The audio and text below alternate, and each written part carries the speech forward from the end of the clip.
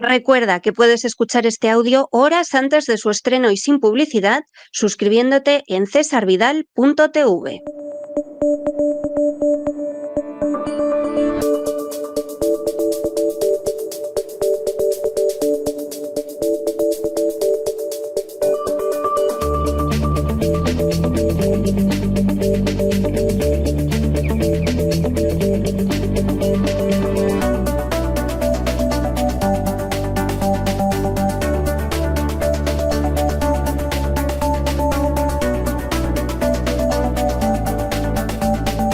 Despegamos con Lorenzo Ramírez.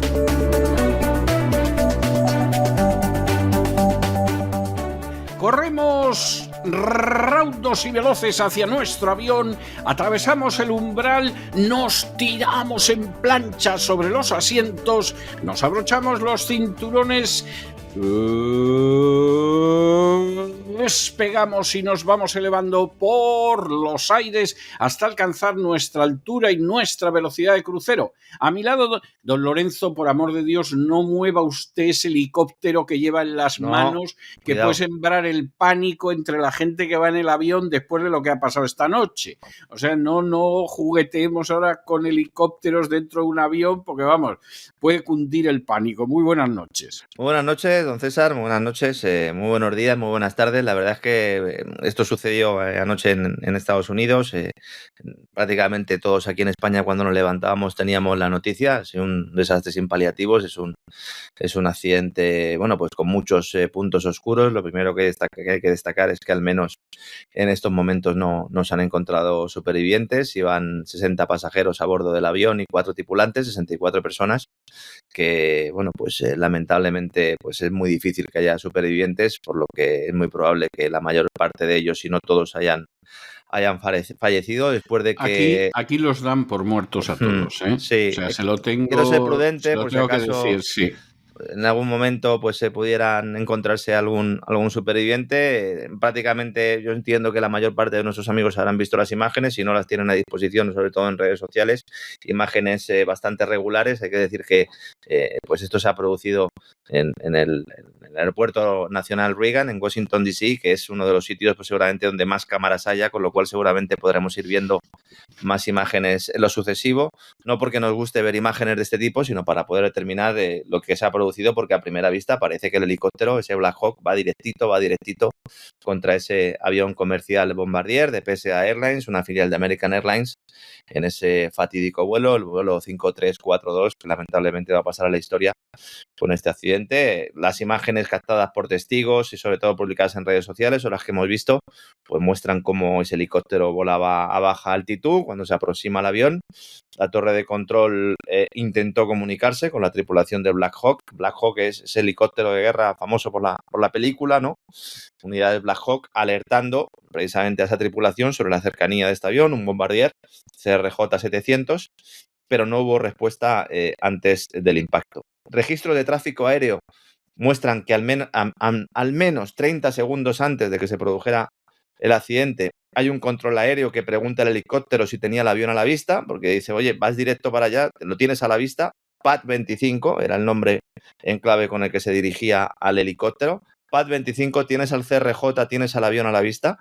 Momentos después el controlador vuelve a comunicarse, le dice, PAT 25 pasa detrás del CRJ, pasa detrás del avión, no lo vas a poder esquivar, pasa detrás de él. Tampoco hubo respuesta. Es verdad, esto le ha extrañado a mucha gente, sobre todo en España, en Europa, que a lo mejor no lo sabían. Es verdad que es muy fácil, muy habitual ver a los Black Hawk volando por la orilla del Potomac cuando va uno al aeropuerto de Reagan en Washington. Esto es porque la base militar de Fort Belvoir está bastante cerca, en Virginia, hacia el sur de estas instalaciones. Y este helicóptero, al menos según lo que nos han dicho, realizaría maniobras de entrenamiento. ¿Problema inicial de esta versión? Este helicóptero va destinado a llevar oficiales.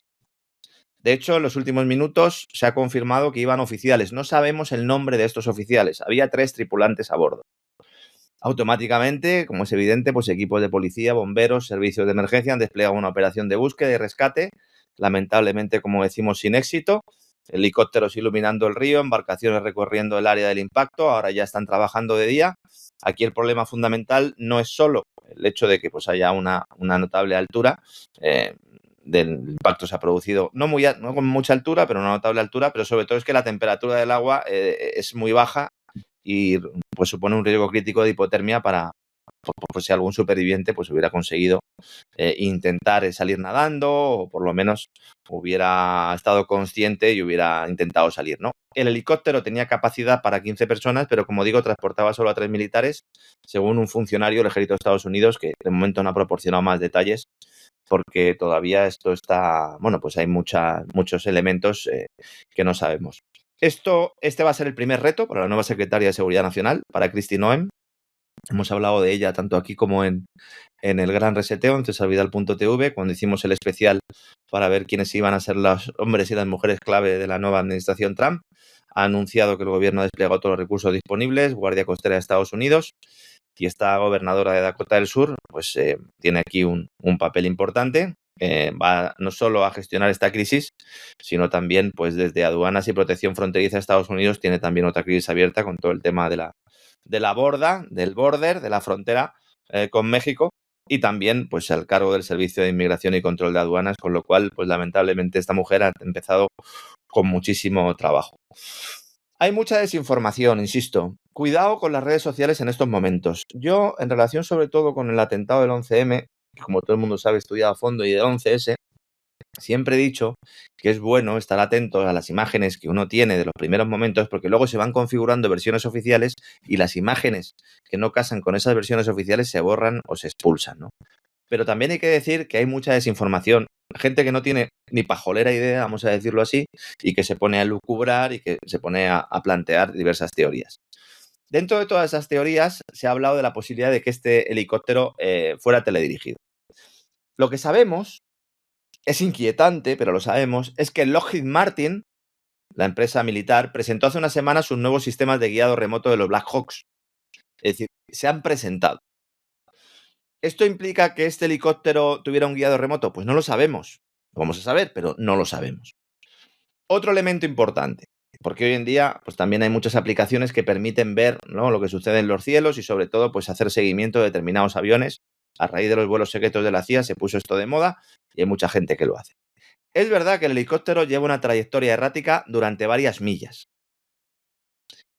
De hecho, podía haberse estrellado con otros aviones con los que se cruzó antes de impactar sobre el que finalmente lo hizo. ¿Es posible que intentando evitar chocar con otro avión chocara finalmente, lamentablemente, contra el tercero? Es posible. La cuestión es, ¿por qué no contestó a la torre de control? Hay quien dice que se distrajo viendo cómo despegaba otro, que por cierto es el que se ve en los vídeos y todo lo demás, Que ¿no? todo el mundo se queda fijándose, ¿verdad?, cuando ve las imágenes en el grande y no en el ve otro. que se sube y dice, y aquí que no pasa nada, y de pronto ve la explosión al fondo, ¿no? Así es. Entonces, bueno, iremos informando. Vamos a contar aquí velos y señales, ¿no?, como nos caracteriza la información. Si la información oficial no casa con la realidad, lo vamos a contar también, pero dejemos de vender determinadas ideas, porque luego al final esto da carne o permite alimentar a aquellos enemigos de la democracia, enemigos de la libertad, enemigos de la información, que luego utilizarán todo esto para decir que hay desinformación en redes. Claro que hay desinformación en redes, pero ustedes, por favor, los oyentes de este programa, que no participen. Como tercer elemento, ya antes de pasar al resto de temas de la jornada, también hay que decir que este helicóptero implicado en la colisión, el PAT-25 le llama así la torre de control porque forma parte del batallón de transporte aéreo prioritario del Ejército de Estados Unidos, el USAPAT, de ahí lo de PAT, que proporciona transporte aéreo ejecutivo para altos mandos del ejército y los principales funcionarios gubernamentales de todo el mundo. Entonces, bueno, pues esto es un factor que también hay que tener en cuenta. Había unos profesionales deportivos, unos pues campeones de patinaje artístico rusos en el avión que han fallecido. Ahora mismo por las autoridades rusas también están expresando las condolencias a los familiares, con lo cual, bueno, pues también es otro elemento que hay que tener en cuenta. Iban entrenadores también, iban familiares, con lo cual estos serían los rusos de los que se está hablando en las últimas horas que iban en el avión. Yo entiendo que en cuanto alguno haya escuchado o leído que iban rusos, habrán dicho, pues ya está liada. Pues esto es lo que ha pasado. Eran unos deportistas que iban prácticamente con toda la delegación. Y también destacable que el secretario de Transporte de Estados Unidos, Sean Duffy, ha coincidido con Donald Trump en la afirmación de que se podía haber evitado. Y aquí no vemos que nadie está echando balones fuera, todo lo contrario. Tanto el presidente de Estados Unidos como el secretario de Transporte dicen que podía haberse evitado y contemplan, bueno, pues que esto ha sido un accidente, insisto, que si se hubieran adoptado pues las medidas necesarias, sobre todo en materia de tráfico aéreo, pues a lo mejor no tendríamos que haber lamentado todo este problema. Usted que está allí, don César, usted ve a los helicópteros, ¿no? De vez en cuando por allí. No, los helicópteros son una presencia continua. Hay días que no, o sea, pueden pasar muchos días que no escuches un helicóptero y de pronto hay noches, como hace apenas unas noches esta semana, que andaban de redada de inmigrantes ilegales, que bueno, que parece que se han concentrado todos en la zona. O sea, es muy aleatorio, no sabes cuándo va a suceder, pero la presencia de helicópteros... yo diría que, vamos, en el momento en el que te subes al automóvil y circulas un poco, es muy fácil ver helicópteros en los aledaños del aeropuerto Reagan.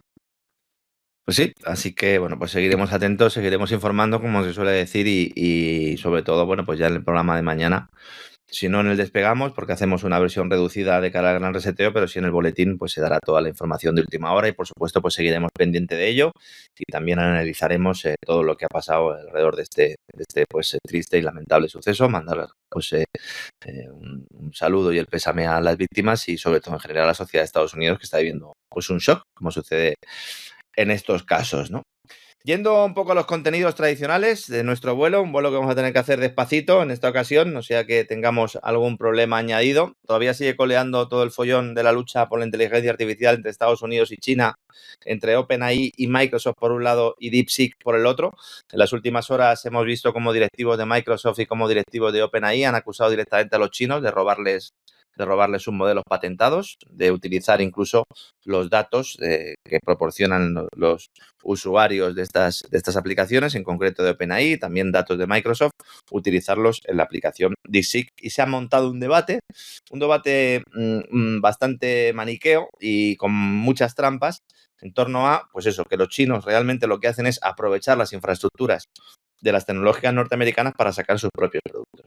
Esto es muy viejo, es la típica acusación de la copia.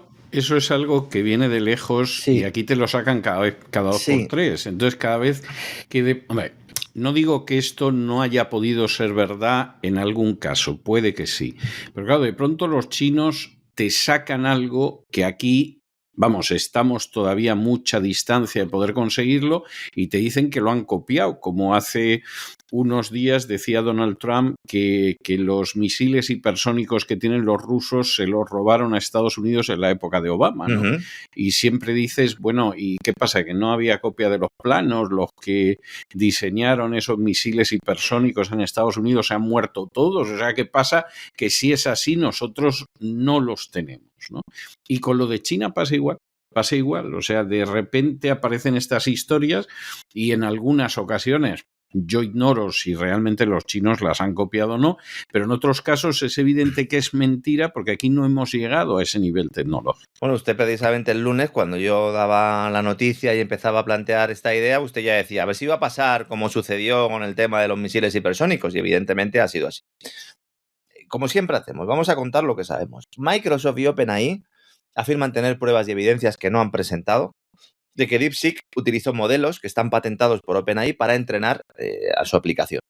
¿Cuál es la clave aquí? Que uno de los costes que ha logrado reducir notablemente la empresa china es en materia de entrenamiento de la aplicación, ¿no? Dicen que los costes son muy bajos y que eso le ha permitido también, utilizando chips más baratos, pues llegar a desarrollar su aplicación, una aplicación pues que compite de tú a tú en OpenAI y en algunos casos pues incluso los especialistas, los técnicos dicen que la superan.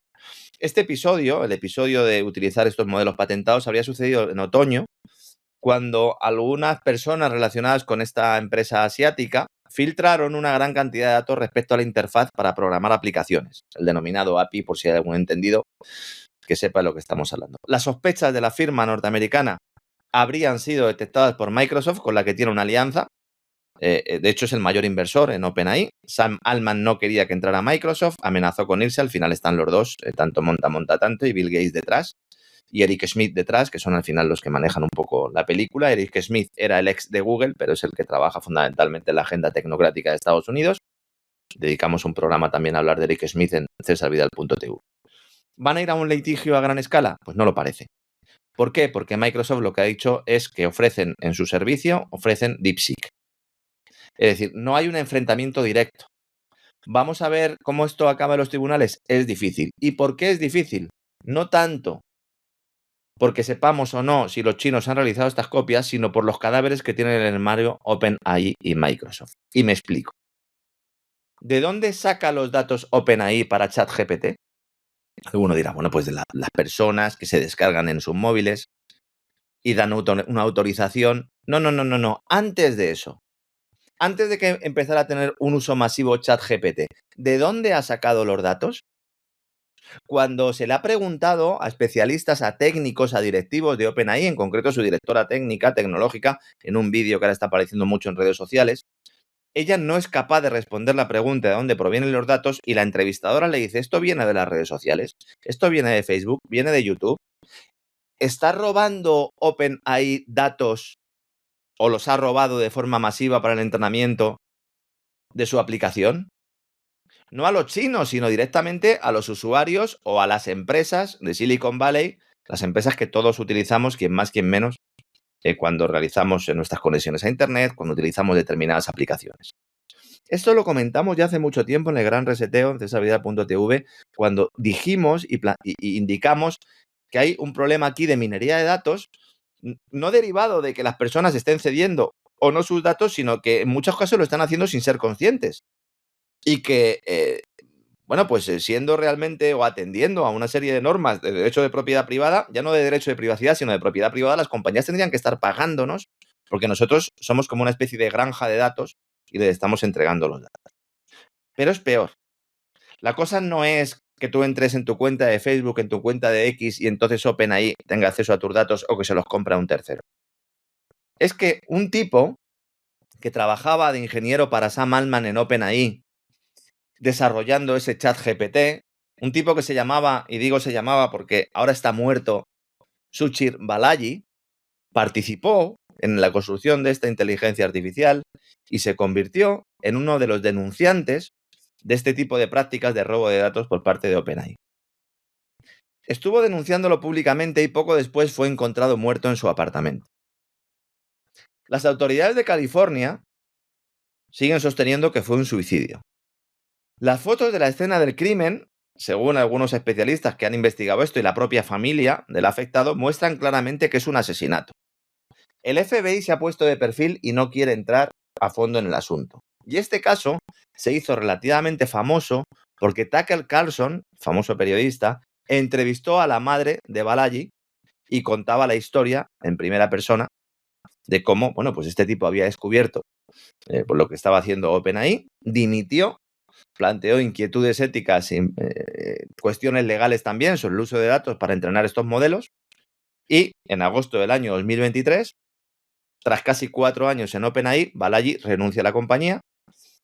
La gente se sorprendió porque era un tipo muy apreciado, era un tipo muy bueno en su trabajo, era un ingeniero excepcional, pero claro, pues con la dirección de la empresa pues tuvo un enfrentamiento y finalmente decidió marcharse hasta que apareció muerto el pasado 26 de noviembre en su apartamento. La familia sigue insistiendo en que no se trata de un suicidio, sino de un asesinato. ¿De dónde sacan los datos las empresas de inteligencia artificial occidentales? Porque ya no es que los servicios de inteligencia accedan a nuestros datos de Google, a nuestras cuentas de Facebook, a nuestras cuentas de X. No. Tenemos a empresas privadas accediendo a datos sin que se los estén vendiendo, con un espionaje industrial respaldado por la industria militar estadounidense. ¿Tenemos al Pentágono implicado en esto? ¿Se les está dando información de inteligencia a determinadas empresas para que ganen esta supuesta guerra contra la inteligencia artificial china? Es ahí donde hay que investigar, es ahí donde hay que meter la cuchara. Porque si no, no podremos decir que los chinos son muy malos. No podremos decir que los chinos están utilizando sus modelos y que están, bueno, pues robándole prácticamente los datos a sus ciudadanos, diciendo que no se protegen los derechos y las libertades en China. Aquí se protegen. Y el que lo denuncia que aparece muerto en su apartamento de California. A lo mejor si hubiera sido en Texas, hubieran investigado un poquito más el asunto. A lo mejor. Cuidado porque en Texas está Oracle y en Texas se quiere hacer un desarrollo importante. Hablamos del proyecto Stargate hace una semana y que va a ser el centro Texas. Cuidado que en Texas estas cosas se investigan, en California a lo mejor no, pero en Texas se investigan. Esto es cloaca también pura y dura, don César. Esto es muy oscuro, ¿eh? Esto es un episodio muy oscuro. Muy turbio, sí. Sí. Y que, bueno, pues iremos también hablando, ¿no? De las bondades y de maldades de este tipo de empresas que han conseguido, y esto sí que hay que alabárselo entre comillas, ¿no? Porque han conseguido que ahora parezca que hay una sensación de que hay que ir a la inteligencia artificial total rápidamente porque estamos en una carrera casi como la carrera espacial y hay que llegar antes que los chinos. Cuidado que la inteligencia artificial es una herramienta que puesta en malas manos o utilizada de forma masiva, sobre todo por los plutócratas, pues son una amenaza, ¿no? para la humanidad. En lo económico, bueno, pues también se veía venir y se ha producido primera reunión de la Reserva Federal bajo el nuevo gobierno de Estados Unidos. ¿Y qué hace Powell? ¿Qué hace nuestro amigo Jerome Powell? Pues ya no baja tipo de interés. Ahora ya dice que cuidado, que la inflación es un problema. Madre mía, Jerome. ¿Qué cara tienes, Jerome Powell?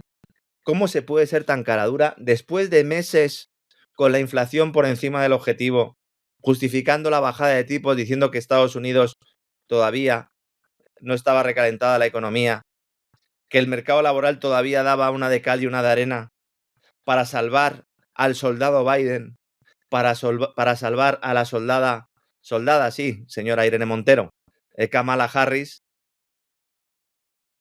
Si algo no es la Reserva Federal, es independiente.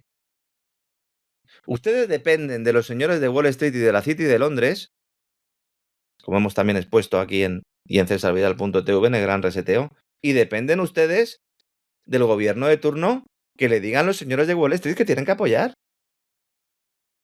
¿Qué diferencia hay entre hoy y hace 2-3 meses? No, es que ahora van a venir aranceles. Pero si el programa de Kamala Harris iba a abrir un agujero en las cuentas públicas estadounidenses incluso mayor del que va a abrir el de Donald Trump, entonces no había riesgo inflacionario. Al final cambia el discurso de un banco central que hizo todo lo posible para evitar la debacle del dúo Biden-Harris en las urnas, con bastante poco éxito. Y esto es una muestra más de que los señores de Wall Street, que son los que manejan la Reserva Federal, preferían que Trump no ganara las elecciones, pero ahora la inflación es un hecho que nadie puede ocultar, no se va a marchar por arte de magia, y mientras en Wall Street se espera que el America First, el Make America Great Again, siga impulsando las bolsas, pues se deja que la Reserva Federal se ponga el disfraz de la ortodoxia monetaria y detenga esa reducción de los costes de financiación de la economía de Estados Unidos, manteniendo los tipos de interés en la horquilla del 4,25-4,5%. Mi crítica no va por el lado de decir que Jerome Powell tenía que haber bajado los tipos de interés, no. Mi crítica va porque Jerome Powell no tendría que haberlos bajado en la última parte de la legislatura Biden. Por lo menos atendiendo a los criterios de inflación y de crecimiento económico, que son los que tiene que tener sobre la mesa la Reserva Federal. Y si tienes a Estados Unidos creciendo y tienes inflación por encima del 2%, no puedes bajar tipos de interés. De otras cosas, porque es que tu mandato es no hacerlo. Y si lo haces, ¿por qué es? Por intereses políticos. Ahora dice Powell, no necesitamos correr para ajustar la postura de nuestra política monetaria. Hombre, no necesitas correr ahora, que te han cambiado el presidente. El panorama económico es incierto, dice Jerome Powell. Y antes todo era de color de rosa. Claro, ¿qué ha pasado? Pues que Trump se ha pegado una derrapada y ha salido en las redes sociales y le ha dado a Jerome Powell hasta en el documento nacional de identidad, aunque en Estados Unidos no haya de eso. Ha culpado a Jerome Powell de crear la inflación, lleva razón. Ha dicho que él, con su emergencia energética, lo que intenta precisamente es reducir la inflación, que es un poco lo que planteó en el foro de Davos, en su discurso. Diciendo, miren, yo no puedo manejar la Reserva Federal, pero voy a aumentar la oferta energética para reducir precios. Y sobre todo, bueno, pues el tema de la gestión que ha hecho también la Reserva Federal, mezclando ideología de género, energía verde, falso cambio climático, decía Donald Trump en sus redes sociales, planteando que sin todos estos elementos pues la inflación nunca habría sido un problema. No habla del COVID, porque a él le tocó en primera mano, es ahí donde se produce una importante inyección de liquidez, la mayor de la historia, de hecho, que es la que en buena medida ha provocado esta inflación, pero ya tenemos la batalla creada. También le pasó a Trump en el anterior mandato. ¿Se acuerda usted con Janet Yellen, que las tenían tiesas cada día prácticamente? Sí, cada lunes y cada martes, sí. Sí, y acusaba a Janet Yellen de ser un halcón, cuando esta mujer de halcón tiene poco. Si es algo, es paloma, al menos en lo que a política monetaria se refiere. En su vida privada, pues la verdad es que no sé lo que hace esta señora, ¿no? Atendiendo a datos económicos, el indicador adelantado, el PMI, que suelo mencionar mucho, se ha desinflado en enero. La industria y los servicios están cerrando un poco la brecha, están haciendo que salve un poco la situación. Vemos un aumento del optimismo, sobre todo en el sector de las manufacturas, porque hay expectativas de crecimiento a 12 meses vista, sobre todo a medida que las fábricas esperan el apoyo de las nuevas políticas de la administración Trump. Cuidado con esto, que es también un arma de doble filo. Es decir, dentro de 2 semanas no van a crecer los pedidos exclusivamente por las amenazas arancelarias, sobre todo porque hay que tener en cuenta que algunas de estas amenazas no se van a cumplir, porque Trump lo que quiere es conseguir otros objetivos más allá de los aranceles, y si los consigue, pues estos aranceles, al menos como están presentados, no se van a aprobar, ¿no? Al final tenemos aumento de costes de materia prima, que eso sí se va a producir, insumos sobre todo. Si llevas a cabo una política proteccionista, evidentemente el aumento de los costes de las cosas que compras fuera aumenta, y vamos a ver una inflación notable. Es decir, la inflación ha venido para quedarse. Ahora unos se tirarán los trastos a la cabeza, otros dirán yo no he sido, pero evidentemente tenemos ese problema. Y cuidado, porque si la Reserva Federal para de bajar tipos de interés o incluso los sube, entonces sí que puede provocar la recesión. Esto lo tendría que haber hecho antes. ¿Lo va a hacer con Donald Trump? Pues Donald Trump es lo que se teme, ¿no? Entonces cuidado, porque por muy bien que vaya una economía en pleno siglo XXI, todo está fundamentado en la deuda, también la economía de Estados Unidos, y si la Reserva Federal, si el Banco Central de turno sube tipos de interés para controlar la inflación, va a pinchar la economía, aunque sea la de Estados Unidos, ¿no? Claro, la situación de partida es mucho mejor que en Europa, donde hemos tenido hoy también reunión, ¿no?, del Banco Central Europeo, y aquí sí se han bajado los tipos de interés. Pero aquí se han bajado los tipos de interés porque Europa está catatónica. Catatónica. Por primera vez desde junio, los dos grandes bancos centrales separan sus caminos. El Banco Central Europeo recorta tipos, 25 puntos básicos, están en el 2,75, y en Estados Unidos, como digo, no se producen esas bajadas. ¿Por qué? Bueno, pues hemos tenido datos esta mañana. Francia, la economía francesa cae en el cuarto trimestre. Tendría que estar en recesión técnica. El trimestre anterior no cayó fundamentalmente por la repercusión de los Juegos Olímpicos y por todo el dinero que entró en Francia por los Juegos Olímpicos. Lo ha dicho la propia Oficina Estadística Francesa, es decir, no lo estoy diciendo yo. Alemania sigue en recesión, también lo ha dicho el propio Bundesbank. Tampoco estamos descubriendo aquí nada. Y cuidado, porque aunque el Banco Central Europeo esté bajando los tipos de interés, el Euribor, que sé que le interesa mucho a los hipotecados españoles, no está reflejando esta bajada en toda su velocidad. Cuidado, porque el Euribor ha experimentado un ligero repunte en las últimas semanas, y el Euribor es el tipo de interés al que se prestan los bancos entre sí. Cuando un banco necesita liquidez y no se lo da al Banco Central Europeo, no lo puede conseguir, el Banco Central Europeo recurre a otro banco, el mercado interbancario. ¿Qué nos está indicando esto? Cierta tensión financiera. Si a esto le sumamos que el otro día el Banco Central Europeo, hace un par de días, admitía que los bancos están endureciendo las condiciones de crédito, cuidado, porque el otro factor, junto con la liquidez del Banco Central, que puede provocar una crisis, es que los bancos apliquen un credit crunch, que reduzcan el crédito. En una economía hiperendeudada, si no se da nuevo crédito, todo explota, todo estalla. Por eso el Banco Central Europeo baja tipos de interés, situándolos, como digo, en el 2,75%. Hay miedo dentro del Banco Central Europeo, miedo a que tengan que seguir bajando tipos de interés, y el mensaje que le estén dando al mundo es: Europa no va a tener ninguna posibilidad de salvación. Y esto engancha también con el mensaje que está lanzando Donald Trump, que es: oye, no es que solo nos vayáis a salvar, sino que es que yo quiero lo poco bueno que tengáis, lo quiero yo para mí, ¿no? Y esto es muy relevante. Por eso, von der Leyen, que lo quería haber hecho hace un par de semanas, pero como cogió neumonía no lo había hecho, presenta el plan denominado Plan Made in Europe, que es como se está llamando en los medios de comunicación, porque decir Plan Draghi pues era demasiado evidente. Pero básicamente es el Plan Draghi, que nos lo van a ir presentando por fascículos, como cuando éramos pequeños, ¿verdad? Íbamos allá al kiosco a coger los fascículos, pues esto es un poco igual.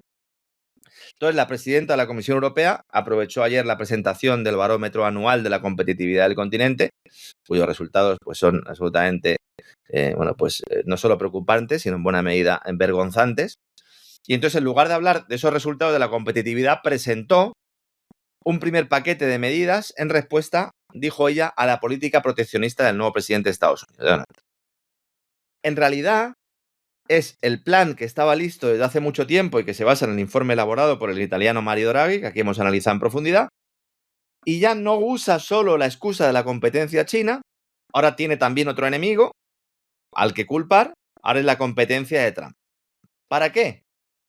Para elevar la deuda pública europea, potenciando los eurobonos y realizando en definitiva una transferencia de rentas de los bolsillos de los contribuyentes a las grandes empresas, rebajando incluso el listón del tamaño de las compañías que van a recibir el dinero para que sean más las que reciban este dinero. Es decir, los empresarios crecen, sería esa la primera idea. Va a haber más empresarios. Es decir, el que era una lagartija, el que no era un empresario, también va a entrar. Entonces sería empresarios y lagartijas. Y el binomio cliente-contribuyente será sobre el que se construya esta plutocracia moderna, que es en lo que estamos. Claro, dentro de este primer paquete que presentó ayer la presidenta de la Comisión Europea, el cambio de más calado junto a este que digo, el de rebajar el listón de tamaño, es que las empresas del continente van a tener preferencia en las compras y contrataciones que realicen las instituciones públicas de la Unión Europea. Es decir, que se garantizan las adjudicaciones a dedo, aunque éstas se disfracen de procesos de licitación con todas las garantías. Si ya existen cárteles bancarios, energéticos, constructores, etcétera, etcétera, etcétera, pues ahora con más razón. Y se garantiza que recibirá las subvenciones aunque sus ofertas no sean mejores que las de sus competidoras chinas o americanas. Es decir, se pone una barrera a las competidoras chinas o americanas. Pero con una gran trampa de la que nadie habla.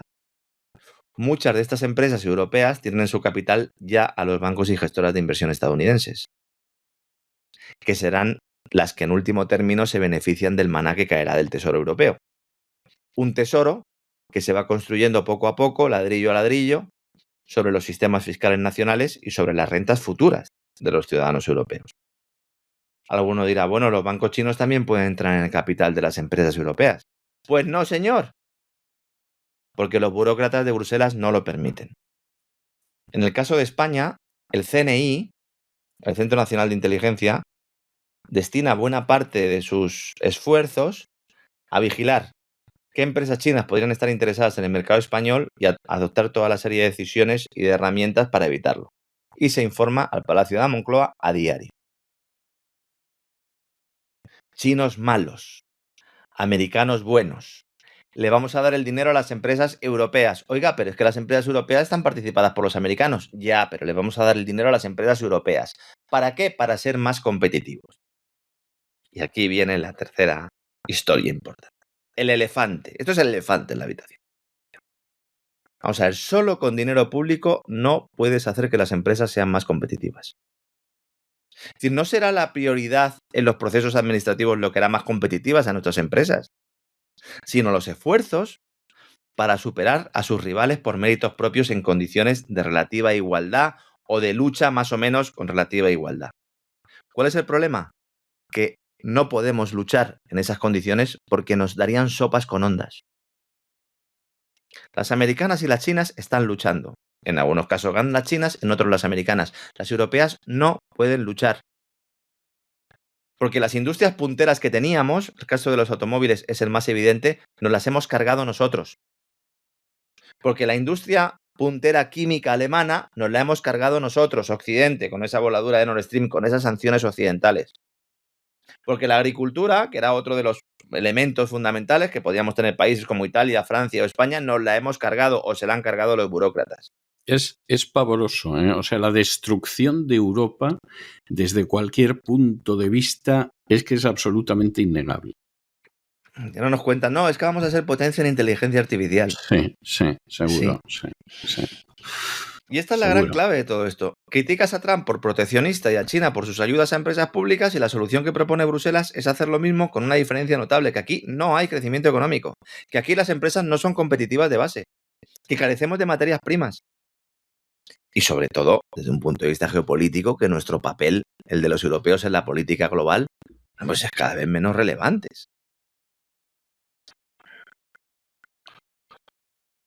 Se habla de Trump. Dice, no, es que va a poner aranceles. Es que quiere concesiones de los gobiernos. Oiga, pero ¿usted es capaz de ofrecer una alternativa propia basada en la libre competencia y la apertura económica? Dice yo. Dice, pues yo eso no lo he hecho nunca. Pues ese es el tema. Esa es la clave. Entonces, darle un trato de favor a los grupos europeos por el mero hecho de ser europeos, como decía Pepiño Blanco, pues no va a hacer que frenes la llegada al continente de innovaciones. Todo lo contrario, van a llegar menos innovaciones. Y también va a haber más conductas irregulares. Y también se van a potenciar las marañas clientelares. Esto es justo lo contrario de lo que hay que hacer. Y hay mucha gente, sobre todo, que considera ese papel del Estado, esa visión tradicional, ¿no?, que hay de que el Estado pues, puede ayudar a las empresas a desarrollarse, y lo están apoyando públicamente y no se dan cuenta de que no estamos hablando de ningún Estado, estamos hablando de una entidad supranacional que va a coger el dinero de los contribuyentes europeos para dársela a sus amiguetes. Y estas empresas no se podrán mantener sin edie con dinero público, porque entonces, ¿qué va a pasar? Vamos a tener empresas de esas de las que hablaba Schumpeter, que se convierten en ministerios y que no son capaces de innovar. Esto Schumpeter lo explica muy bien, ¿no? Totalmente, Schumpeter lo explica muy bien. Schumpeter, que estaba convencido de que íbamos a acabar en el socialismo todos, ¿eh? Y Bueno, no lo iba decía. mal, no iba mal No, encaminado. Él no lo decía con entusiasmo, ni mucho menos con alegría, ni cosa parecida, pero él decía, bueno, de la manera que van evolucionando los países capitalistas, vamos a acabar todos en un sistema socialista. Esto va a ser inevitable. Bueno, esto se puede aceptar o no aceptar. Yo creo que ha habido una Al época menos en lo que que él parecía... entendía por sistema socialista, ¿no? Claro, sí, él no estaba hablando de la Unión Soviética. Entonces, esto que es algo que él explica, y hay que decir que es uno de los 3 o 4 grandes economistas del siglo XX, ¿eh? Y cuando él hablaba de esto, pues en principio hubo un momento en que parecía que era cierto, hubo un momento con el desplome de la Unión Soviética que todos dijeron se ha equivocado, y sin embargo ahora es para pensar que no se equivocaba, porque al final la agenda globalista pretende juntar lo peor del sistema capitalista con lo peor del sistema socialista. Y ha conseguido que efectivamente haya multitud de empresas que están en manos privadas, pero que viven de los fondos públicos. O sea, lo que él decía no iba desencaminado, él se había dado cuenta de eso. Lo que pasa es que como sucede muchas veces con la gente de mente genial, ven las cosas con 30, 40 o 60 años de antelación y la gente no los entiende. Él planteaba que al final las grandes empresas, cuando llegan en ese momento en el que empiezan a fusionarse con esa plutocracia, cuando llegan a convertirse en una especie de ministerios, hablaba él de departamentos ministeriales, pues empiezan a tener los pecados o a cometer los pecados que cometen esas entidades, esas grandes entidades burocráticas, y entonces pues dejan de innovar, pierden incentivos para innovar. ¿Por qué? Porque no tienen competencia. Aquí la clave es la competencia. Y es así, y es cierto. Sí. Y ese ha sido una de las grandes desgracias en Estados Unidos. O sea, vamos a ver, Estados Unidos, que en teoría, por lo menos todavía, sigue defendiendo el libre mercado, el sistema de mercado, etcétera, y que es verdad que en una época de su historia eso no ha tenido discusión dentro de Estados Unidos, porque luego tenían unos aranceles para impedir que aquí compitiera nadie, pero dentro de Estados Unidos sí existía. Lo que ha terminado sucediendo es que efectivamente han ido avanzando una serie de cuestiones y bueno, avanzando esa serie de cuestiones, pues aquí ha pasado lo que ha pasado, ¿no? Claro, o sea, es si lo vemos tremendo, a nivel es tremendo. Si lo vemos en nivel de distintos grados, claro, aquí lo que tendríamos es un grado mayúsculo en Europa de eso. Pero Estados Unidos también es verdad que comete ese tipo de pecado, pero porque el sistema de la deudocracia te va llevando progresivamente a eso. El control de los bancos centrales de la divisa que no esté anclada a ninguna materia prima, que no esté respaldada en ahorro real, porque podría no estar anclada en el oro, vamos a hablar ahora del oro, pero podría estar basada en el ahorro real.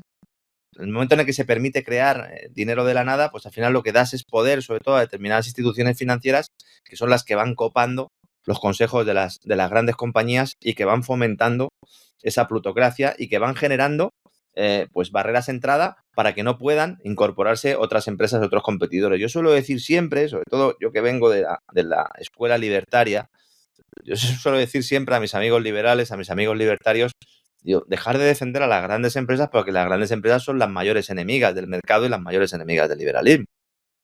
Es decir, Florentino Pérez, por poner un ejemplo español, no quiere competencia. No, que va a querer competencia. Bueno, Jamie Dimon en Estados Unidos no quiere competencia. no quiere competencia. Elon Musk tampoco. Sí. Claro. Yo, sinceramente, porque es así, yo creo que una de las primeras grandes sorpresas que yo me llevé en esta vida, en los años 80, como ve usted, los años 80 fueron años fecundos, ¿no?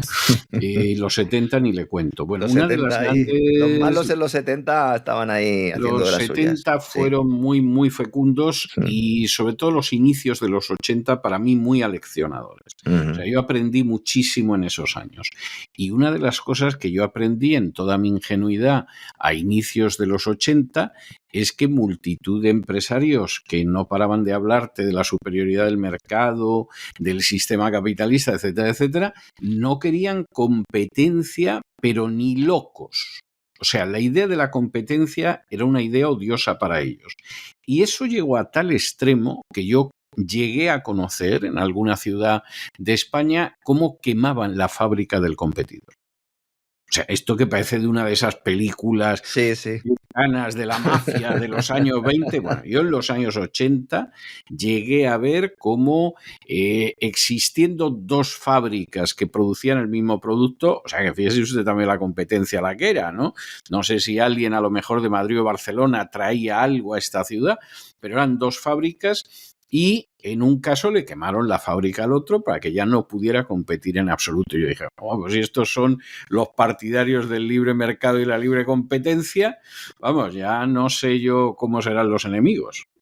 Sí, así es. Evidentemente esto es así y el que no quiere verlo pues es porque está de alguna manera sufriendo un síndrome de Estocolmo, ¿no? Hay que tener en cuenta eso. La gran empresa lo que quiere es que haya barreras a la entrada y lo que hay que defender vamos a ver, lo que hay que defender. Si uno lo que quiere es que haya crecimiento económico, que haya empresas que innoven, que cada vez den productos a los ciudadanos que sean de más calidad y de menos precio, porque en el fondo el capitalismo debería ser eso. Si se quiere avanzar en esa línea, lo que hay que hacer es derribar barreras a la entrada y acabar con subvenciones a las grandes empresas. Es decir, la clave está en la barrera de entrada. Si yo hago un producto mejor que el resto y tengo un monopolio porque doy un producto extraordinario, no tiene que venir el gobierno a decirme nada ni a ponerme regulaciones. El gobierno lo que debe hacer desde ese punto de vista, insisto, si ese es el objetivo, es establecer unas reglas de juego en las cuales no haya barreras a la entrada.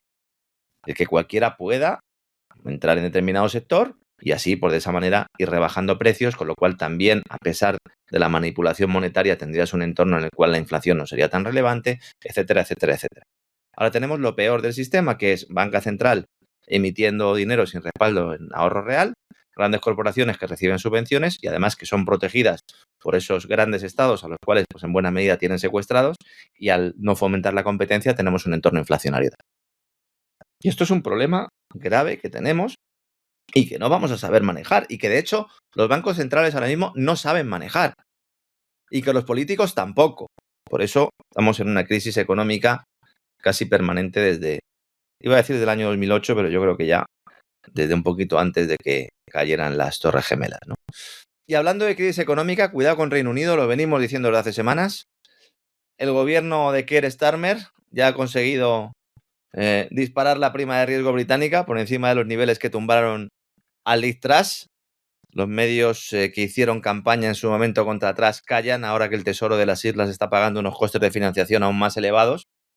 Esos medios que ponían aquella imagen de la lechuga y bromeaban si iba a durar más la lechuga fuera de la nevera que la Premier británica, que Liz Truss, con su canciller de Hacienda, Kwasi Kwarteng, al que le cargaron al final el mochuelo y le culparon de todos los problemas.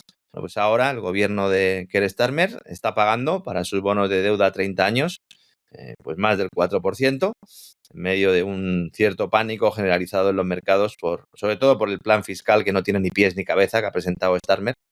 Y bueno, pues esta es la idea, ¿no?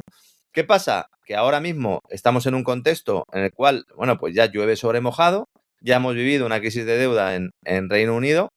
Ahora el primer ministro Starmer ha presentado un plan para elevar la presión fiscal, sobre todo ingresos, 48.000 millones de euros extra, unos 40.000 millones de libras esterlinas, para reconstruir el estado del bienestar. Esto, claro, en Reino Unido no se lo cree nadie. Dice, o sea, nos van a clavar en impuestos, no va a haber servicios públicos y además, y esto es muy español, han decidido cambiar las reglas de contabilidad nacional para emitir más deuda. Y esto se puede hacer de dos formas. O bien me paso la ley por el arco del triunfo, que es lo que hace España, y emito toda la deuda que considero, o bien creo mecanismos contables para decir, oiga, esto no cuenta como deuda, que es en lo que está Europa también. Bueno, pues la deuda va a subir en unos 165.000 millones de euros en Reino Unido a raíz de los planes de gasto del actual Ejecutivo, con lo cual el coste de financiación de la economía británica aumenta. Cuidado con Reino Unido. El que no sabe de qué va la película siempre achaca esto al Brexit. No, señores, el Brexit es lo mejor que le podía haber pasado al Reino Unido. Yo lo llevo diciendo desde hace mucho tiempo. El problema no es el Brexit. El problema es que tienes una economía que es catatónica, igual que la de la Unión Europea, y que no ha logrado sacar partido pues, a las ventajas que podía tener Reino Unido con esa Commonwealth y con esa política, ¿verdad, don César? Que con independencia de que haya podido haber descolonización, pero sigues teniendo mando en plaza y sigues teniendo la plaza financiera internacional por antonomasia, con el permiso de Wall Street, que es la City de Londres. Una City de Londres en la cual pues también hay ahora mismo mucho nerviosismo, porque el Banco de Inglaterra, el Banco Central de Inglaterra, ha detenido de facto la entrega de oro y ha incumplido sus obligaciones. Es decir, en términos... O sea, lo que hace el Banco de Inglaterra siempre, ¿no? Porque la fortuna del zar y el oro de Venezuela lo van a ver pronto, ¿eh? O sea, para el que no lo sepa, en Londres es el principal mercado de oro del mundo. De hecho, parte del oro ruso, no todo, pero parte estaba en Londres. Y estaba en Londres por una sencilla razón, o está allí por una sencilla razón, porque es ahí donde está el mercado de oro papel. Es decir, una persona que va a invertir en oro puede comprar el lingote físicamente o puede comprar un activo financiero ligado al oro, que es lo que se denomina el oro papel. Hay muchos autores que han denunciado, entre ellos James Ricard, pero otros muchos en los últimos años, que el Banco de Inglaterra ha hecho algo, también en buena medida la Reserva Federal, un Fort Knox, pero ha hecho algo que motivó en realidad de una forma similar la desaparición del sector financiero tradicional. Pues básicamente lo que ha hecho es emitir activos financieros por mayor valor del oro que tienen sus bóvedas. Esto es lo que en su momento pues llevó al fin del patrón oro. Tú emites más oro, más dinero del que tienes, de oro que tienes para respaldarlo en tus bóvedas, y entonces si todo el mundo va a buscar su oro con su papelito, no se lo puedes dar a todo el mundo. Así desapareció el patrón oro. Primero a raíz de la Segunda Guerra Mundial y luego ya con Nixon se acaba con el patrón dólar-oro. Ahora mismo, el Banco de Inglaterra, cuando se le hace una petición de retirada de oro, normalmente solía tardar entre 2 y 3 días en devolver o en entregar ese oro. Ahora los tiempos de espera se van a 8 semanas. El juego de engaño del mercado de papel oro en estos momentos está implosionando. Y está implosionando porque ha habido una tensión derivada de que hay muchos propietarios en Estados Unidos que están reclamando su oro. Estados Unidos ha reclamado buena parte del oro que tenía en Londres y los operadores han decidido elevar sus reservas, los operadores fundamentalmente en Wall Street, en territorio norteamericano, por importe aproximadamente, según revelaba hoy Financial Times, de unos 82.000 millones de dólares.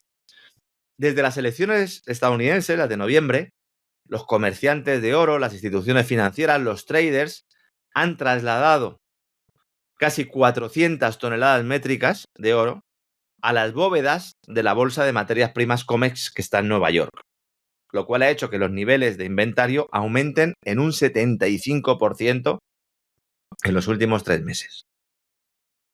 Entonces, según los traders, los operadores del mercado, el flujo total de oro hacia Estados Unidos en realidad podría ser muy superior a estas cifras que acabo de comentar, porque es muy probable que se hayan realizado envíos adicionales a cámaras acorazadas privadas en Nueva York, propiedad de HSBC y de JP Morgan. Ninguno de los dos bancos ha querido hacer ningún comentario al respecto, ni siquiera preguntados por Financial Times. Estos envíos de Londres a Nueva York también son el resultado de precios más altos en la bolsa de futuros de Nueva York que en el mercado al contado de Londres. ¿Cuál es la diferencia? Que en Londres es el mercado al contado y en Nueva York es el mercado de futuros.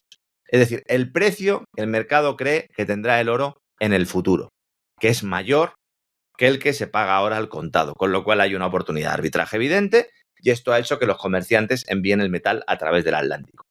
Si el Banco de Inglaterra tuviera el oro que dice que tiene que tener y no se lo hubiera dado a nadie, ni se lo hubiera prestado a nadie, sin ponerlo en los libros, no habría ningún problema, porque el propietario del oro reclama el oro y ya está. ¿Por qué hay un estrés? ¿Por qué se tarda 8 semanas en entregar ese oro? Pues esto es lo que está abriendo otra vez el melón del oro papel como manipulación clara en la City de Londres.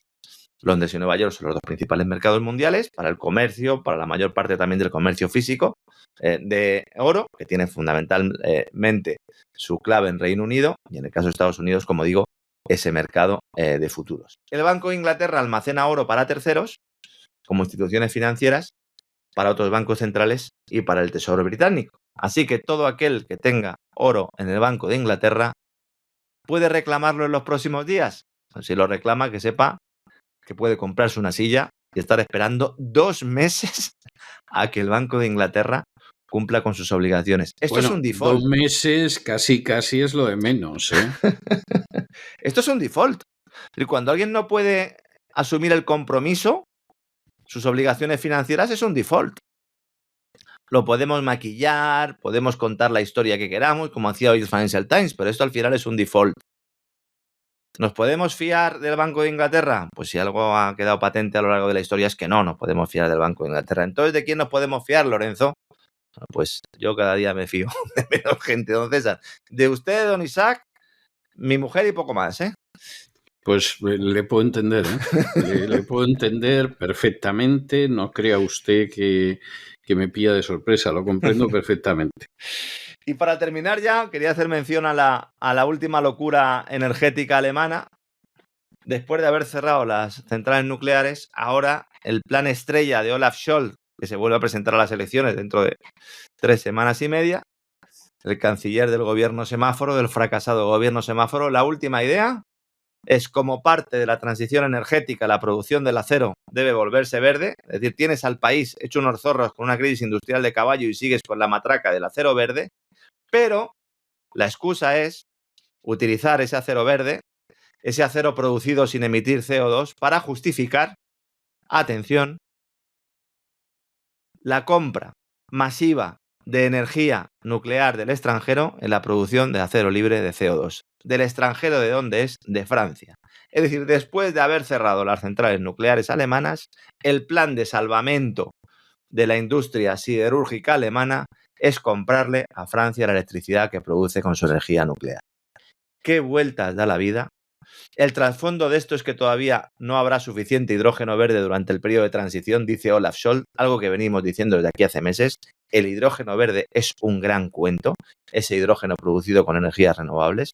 Hemos dado muchos datos aquí, el consejero delegado de Ford lo decía hace poco, se pierden 9 de cada 10 unidades de energía en la producción del hidrógeno verde, el hidrógeno producido con energías renovables. Y ahora nos habla Olaf Scholz de pragmatismo y dice que como el hidrógeno verde no se puede utilizar, como no está desarrollada esa tecnología por su uso masivo, ahora habrá que utilizar la energía nuclear francesa para la producción de hidrógeno.